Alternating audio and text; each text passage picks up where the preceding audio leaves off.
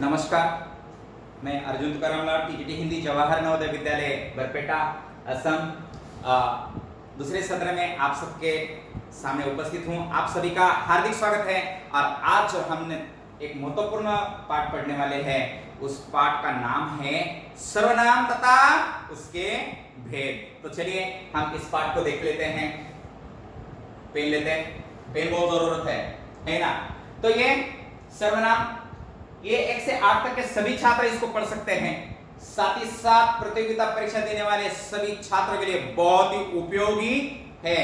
साथ ही साथ अभी देखें 10वीं तक के बच्चों में भी ये पाठ है। जैसे हम पदबंध देखते हैं, उसमें भी ये सर्वनाम काम आता है। तो निश्चित सबके लिए उपयोगी ऐसा सबका नाम सर्वनाम। तो चलो देखते हैं हम सर्वनाम।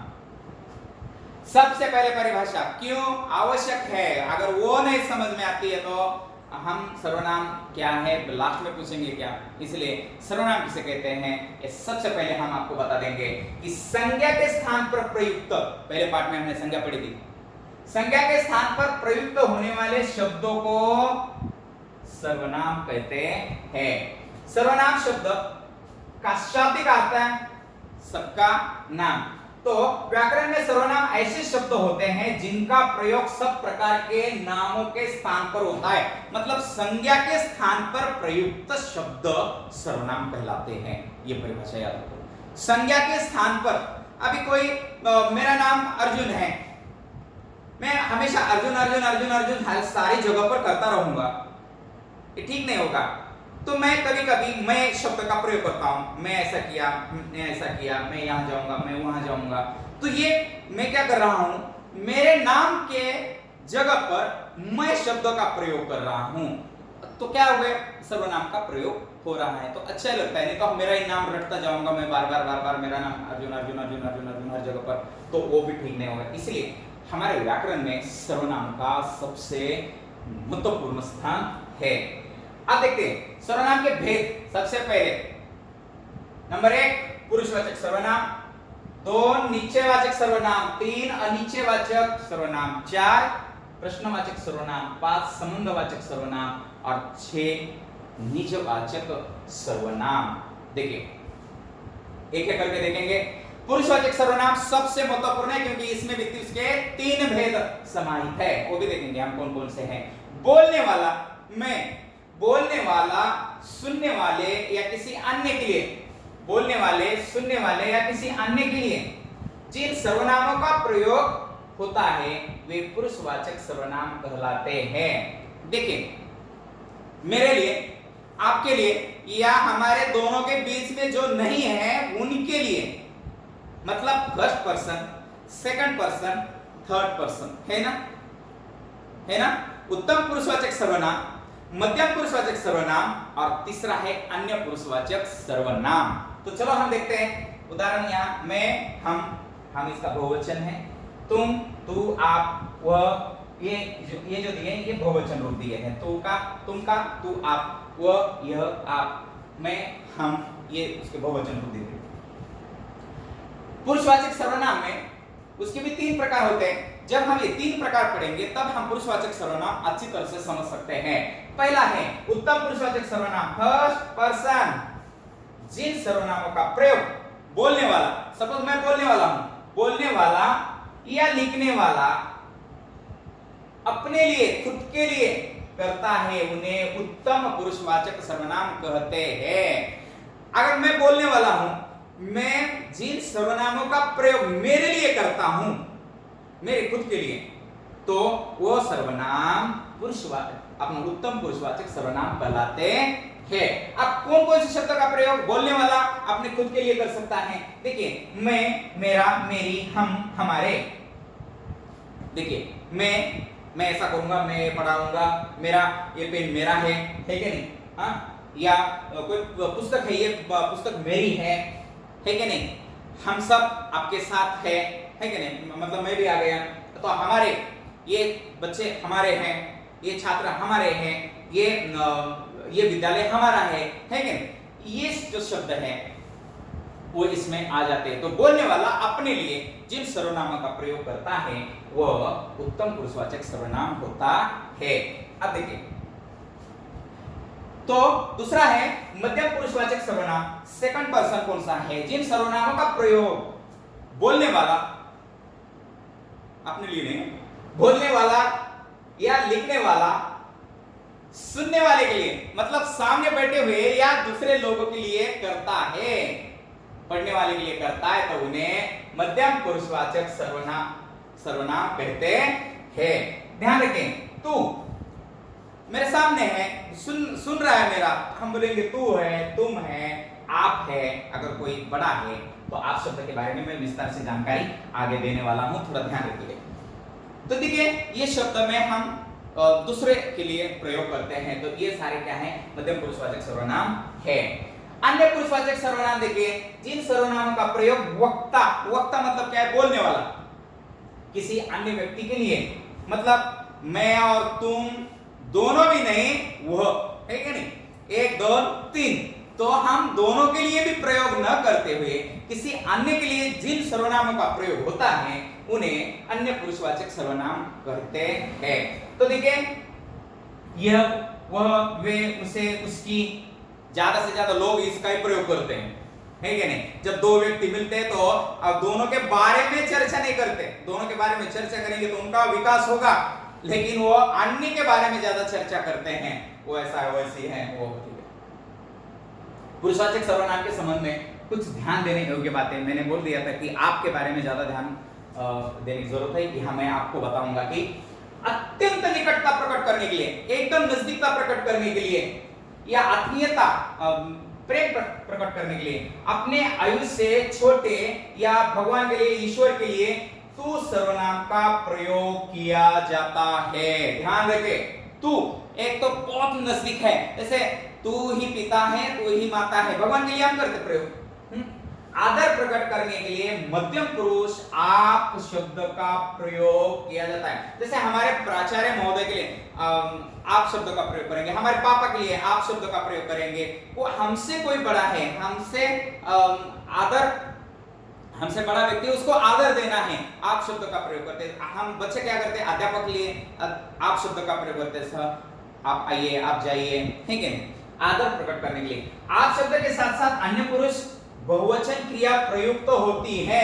याद रखना, तुम सर्वनाम का प्रयोग सामान्य श्रोता के लिए किया जाता है। तुम सामान्य श्रोता है, उसके लिए तुम शब्द का मतलब तुम सर्वनाम का प्रयोग किया जाता है।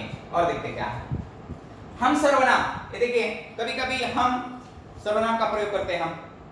हम सर्वनाम संस्कृत व्याकरण के अनुसार उत्तम पुरुष बहुवचन के रूप में प्रयुक्त होता है। जैसे अभिमान या प्रदर्शन या क्रोध अधिकार प्रकट करने के लिए मैं के बदले हम सर्वनाम का प्रयोग किया जाता है। सपोज एक किसी अध्यापक पढ़ा रहे हैं, बच्चे ज्यादा पीछे बातें कर रहे हैं, तो क्रोध में आते हैं अध्यापक और बोलते हैं हमसे बुरा कोई नहीं है, याद रखना, हम आपको पनिशमेंट दे देंगे, हम आपको क्लास से बाहर निकाल देंगे।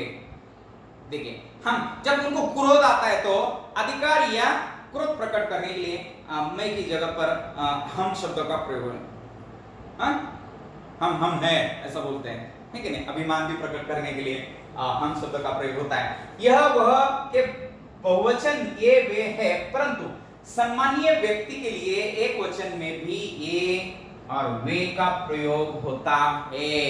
देखिए, ये बहुवचन है, लेकिन सम्मानीय व्यक्ति, आदर प्राप्त व्यक्ति के लिए वे आ रहे हैं, या अकेले हैं, वे आ रहे हैं। तो देखिए, साथ ही साथ निश्चयवाचक सर्वनाम दूसरा, अब ये तीन हो गए हैं। कौन कौन से? पुरुषवाचक सर्वनाम यहां समाप्त होता है।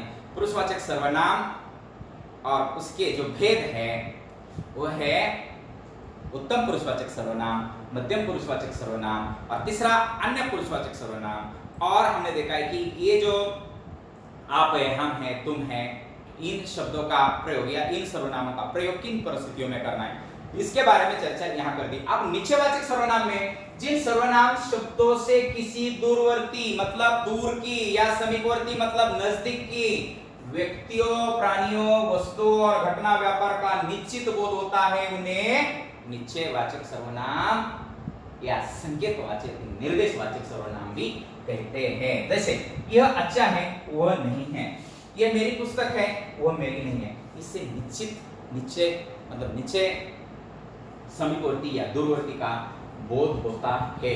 देखिए इन व्यक्तियों के या वस्तुओं के घटना व्यापार निश्चित बोध होता है। तो ऐसे सर्वनाम को हम निश्चयवाचक सर्वनाम कहते हैं। बाद में देखिए अनिश्चयवाचक सर्वनाम। जिन सर्वनाम शब्दों से किसी अनिश्चयवाचक, देखिए तीसरा भेद, जिन सर्वनाम शब्दों से किसी निश्चित वस्तु या व्यक्ति का बोध नहीं होता है। अब पहले में क्या बोला था हमने, होता है, अब हम बोल रहे नहीं होता है, उसे अनिश्चयवाचक सर्वनाम कहते हैं। जैसे सर्वनाम दो है, जैसे कोई और कुछ है।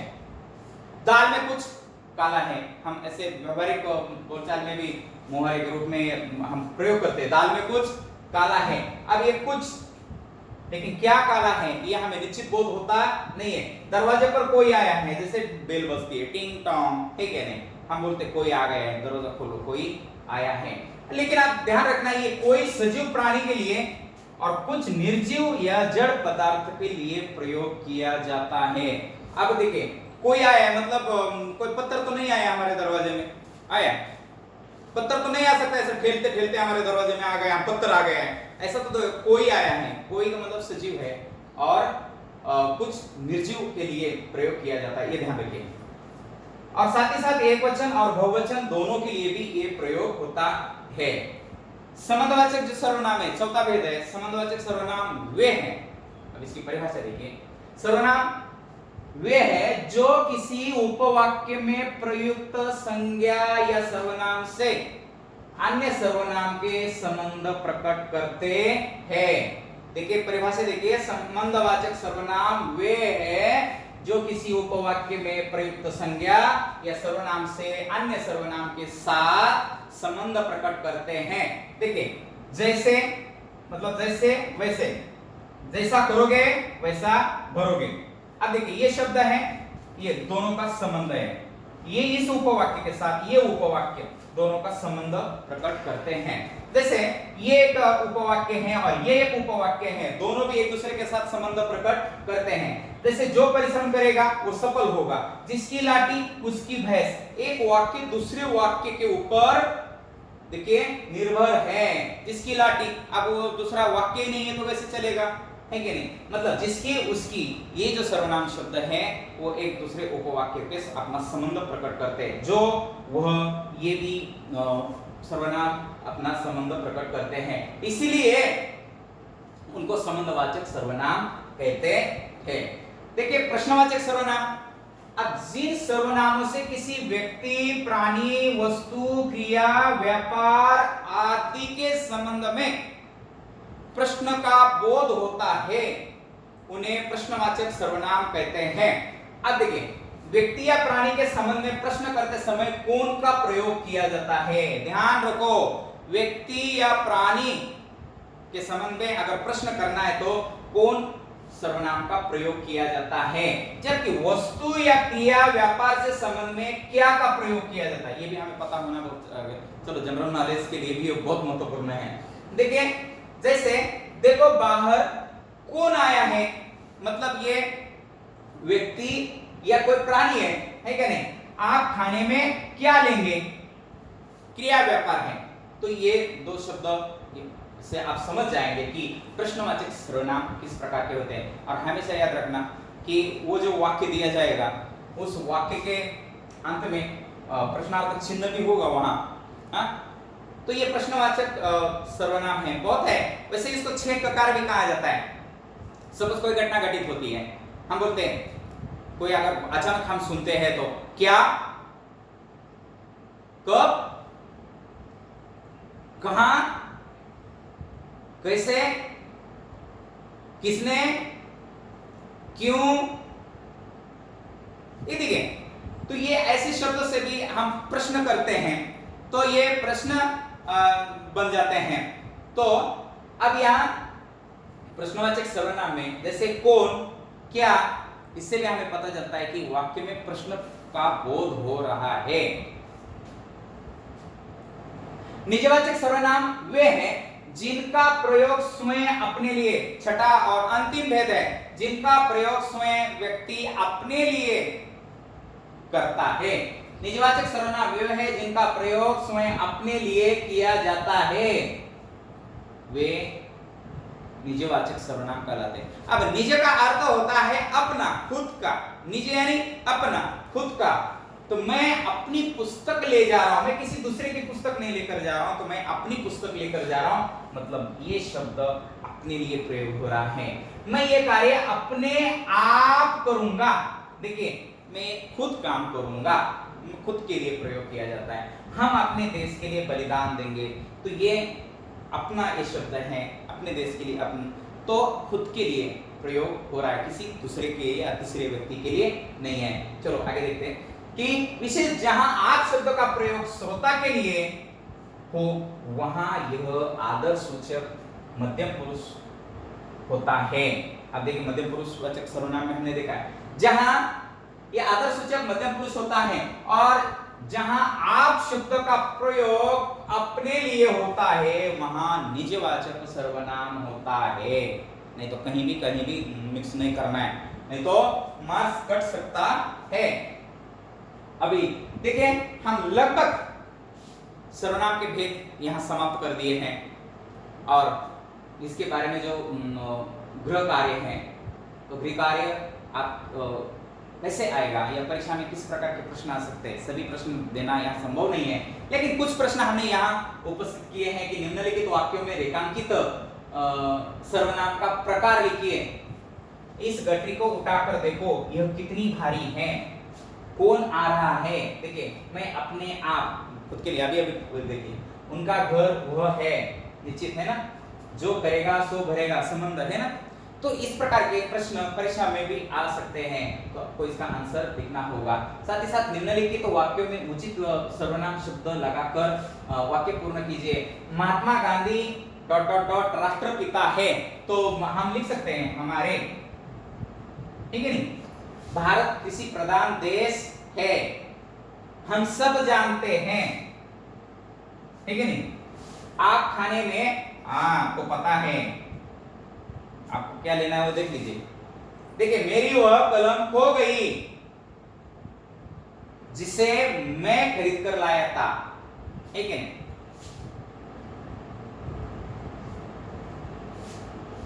या वह मैं खरीद कर लाया था। दूध में कुछ पड़ गया, उसे निकालकर पीना, ठीक है। दूध में कुछ पड़ गया है, उसे निकालकर पीना, ऐसे मां बोलते। देखिए, कुछ काला लग रहा है, उसमें से निकालकर पीना। तो इस प्रकार के उदाहरण परीक्षा में आ सकते हैं। तो यहाँ ये पाठ समाप्त होता है बच्चों। आपका बहुत बहुत धन्यवाद। आप शायद इसे समझ गए होंगे और समझने के बाद निश्चित इसका प्रयोग करोगे, क्योंकि छोटी छोटी बातें भी इसमें बहुत अच्छी तरह से दी है। सिर्फ उदाहरण परिभाषा न देते हुए इसकी जो अंतर क्रिया है तो वो भी आपके पास गई है। तो निश्चित शिष्टाचार में भी ये सर्वनाम बहुत काम आते हैं। आप इसका उपयोग अपने व्यवहारिक या दैनंदिन जीवन में करोगे, या परीक्षा के माध्यम से या परीक्षा की दृष्टि से इसका अध्ययन करोगे और निश्चित अपने परीक्षा में इसको हल करते समय इसका फायदा लेंगे, उपयोग लेंगे, आशा करता हूँ। बहुत बहुत धन्यवाद।